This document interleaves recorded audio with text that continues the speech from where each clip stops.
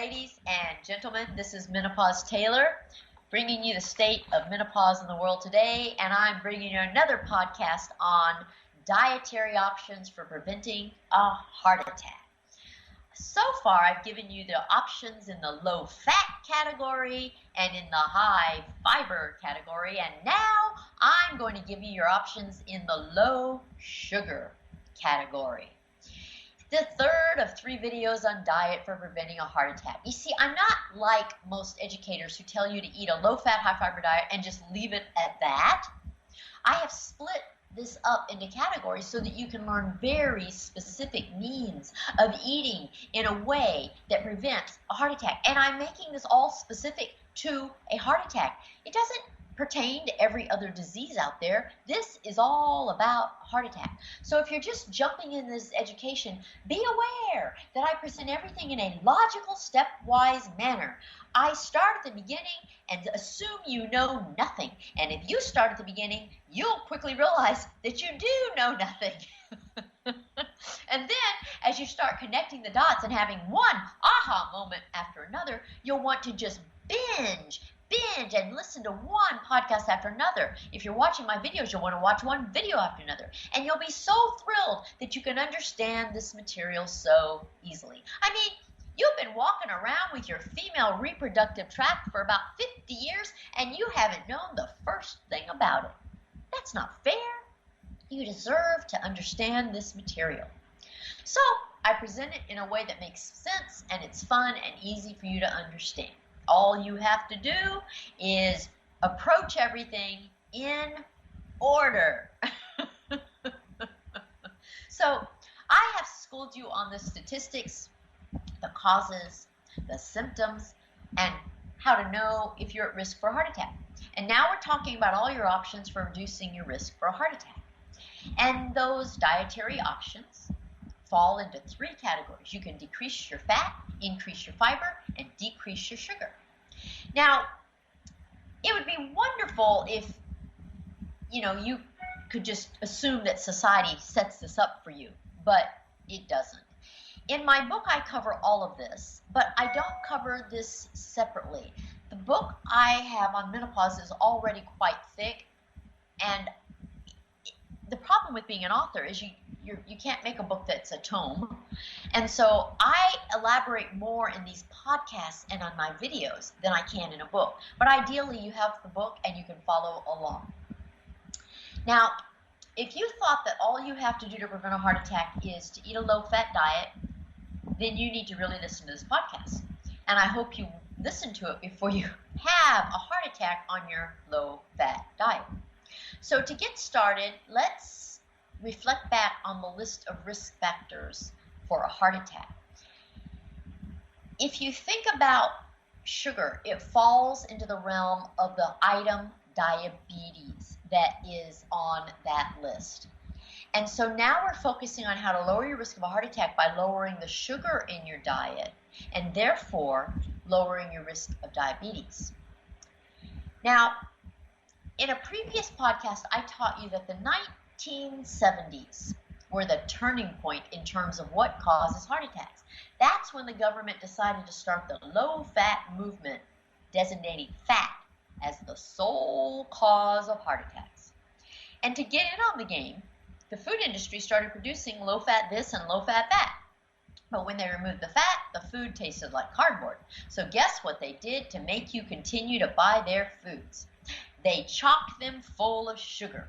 So you had tasty, low-fat, high-sugar food. But they didn't tell you that. You thought you were doing a good thing by lowering your fat consumption. And you didn't realize that you were also increasing your sugar. But back in those days, people thought that sugar caused cavities, not heart attacks. So even if you did focus on sugar, you certainly didn't connect it to heart attacks. Well, guess what? Sugar causes heart attacks. Now, don't dismiss this. You know I'll make sense of it for you. Answer this. Since the 1970s, do we eat more sugar or less sugar? Have people gotten fatter or thinner? Have people had more diabetes or less diabetes? And have they had more heart attacks or fewer heart attacks? You see, the answers are easy. People eat more sugar, and because of that, they've gotten fatter, and they've had more diabetes, and they're having more heart attacks. And the reason they've had more heart attacks is because of sugar. So we have 4 issues to address with regard to sugar and heart attacks. We've got sugar itself, we've got obesity, we've got diabetes, and we've got heart attacks. So we'll address each one in turn. The first is sugar consumption. Here are the historical statistics with regard to sugar. World sugar consumption has increased by 3 times in the last 50 years. And this is in spite of the fact that the world population itself has only doubled in that period of time. This means that worldwide, each person is consuming 50% more sugar. The recommended upper limit of sugar consumption by major organizations like heart associations is 200 calories a day. And that limit has been exceeded in every country on earth. Fructose is the most toxic of all the sugars, and fructose consumption has increased 5 times over the last 100 years and 2 times in just the last 30 years. High fructose corn syrup is ubiquitous in many countries. It's in foods that you would never ever expect to contain sugar at all. All told, 20 to 25% of calories are from sugar these days. Now, you might wonder why we eat so much sugar, and the answer is simple. Sugar is addictive. Sugar acts on the same region of your brain as any addictive substance. Even babies like sugar. Have you ever wondered why babies like sugar? Well, it's because it's built into our evolutionary fabric. And here's why.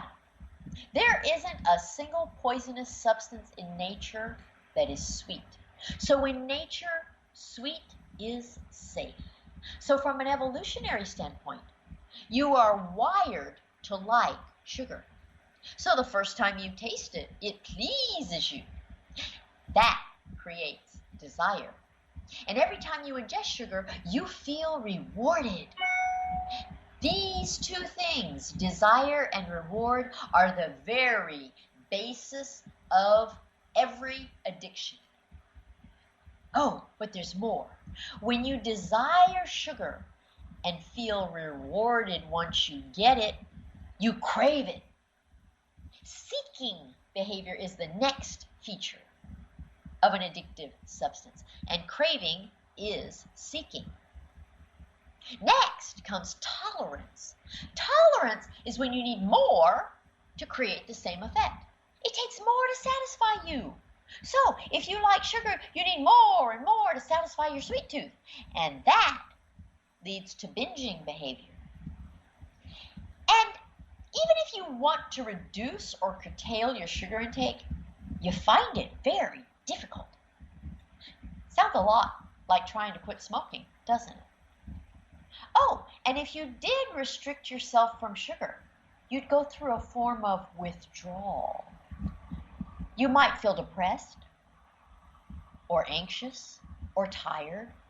You might get a headache. Your body would be freaking out without its sugar. And the withdrawal induces you to continue using sugar despite the fact that you know it has a negative health consequence, and despite the fact that you see that it's interfering with your quality of life. Ladies, I have just listed the defining features of any addiction. They include desire, reward, seeking or craving, tolerance, binging, difficulty in curbing use, withdrawal, continued use despite negative health effects, and continued use despite negative effects on the quality of your life.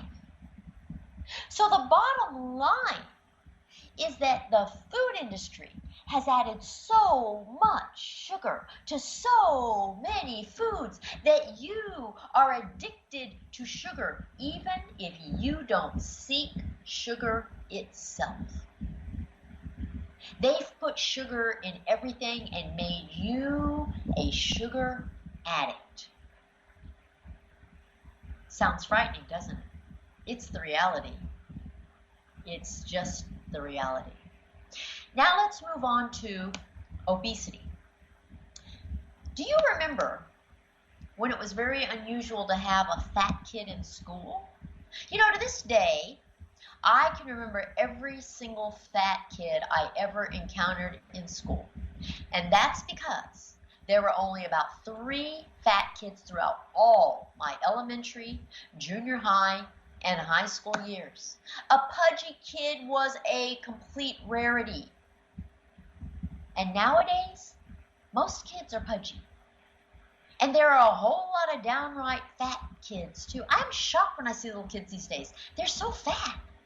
I mean, granted, some of this is due to their more sedentary lifestyles with all their computers and such. But I guarantee you that for the vast, vast majority of them, it's due to sugar. For the first time ever, there are more obese people than there are undernourished people. 30% more. And there are more poor fat people than more poor thin people. Why? Because the food industry has made fast food, fat food, and sugary food cheaper than nutritious food. They stripped nutrients out of foods and replaced them with sugar and preservatives. Sugar itself is a preservative. So the majority of food available to poor people is the lowest quality food. Just go to any store, mall, or sporting event, and you'll see that there are more fat people than ever before. And at the very root of this whole obesity epidemic, or more correctly, pandemic, is sugar. Without sugar, we wouldn't have an obesity problem at all. The two are absolutely, inextricably, directly linked. Sugar is what has caused the obesity problem. Now, what about diabetes? That's our next issue. Do you know more type 2 diabetics now than you did in the 1970s? Now, don't say, yeah, but I'm older now and so are the people I know, because children as young as 6 months old now have type 2 diabetes. Type 2 diabetes is a natural consequence of the first 2 issues we discussed. If you eat a lot of sugar, it's going to make you fat. And if you get fat, you're likely to get type 2 diabetes. Now, why is that? Well, it's because sugar is metabolized as fat. In other words, it is stored in your fat cells. And the problem is that when your body keeps storing a lot of calories as fat, it just messes up your whole metabolism. So type 2 diabetes is really a manifestation of a metabolic problem that is brought about purely from the storage of fat. But sugar is one of the most significant culprits in causing it. And once you have type 2 diabetes, it messes up a bunch of other things like your blood pressure, your tendency for blood clots, and your risk for, you know what I'm going to say, right? A heart attack. And of course, that brings us to the issue of heart attacks. Sugar is also why heart attacks are more common. You see, the fat you eat is only